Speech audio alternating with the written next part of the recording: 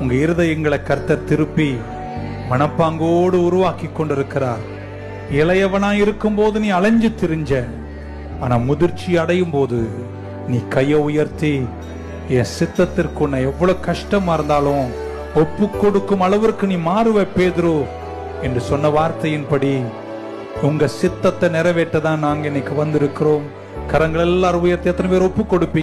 கர்த்தர் உங்க கூட இருப்பாராக.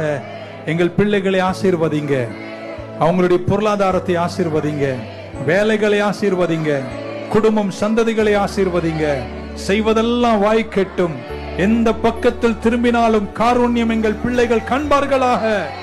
கண்டு அஞ்சாமல், எதையும் கண்டு கலங்காமல், போராம எரிச்சலுக்கு இடமில்லாமல், ஒப்பிடுதல்களுக்கு இடமில்லாமல் சித்தம் செய்யும் பிள்ளைகளாய் மாற்றுங்க என்று வேண்டி ஜெபிக்கிறேன்.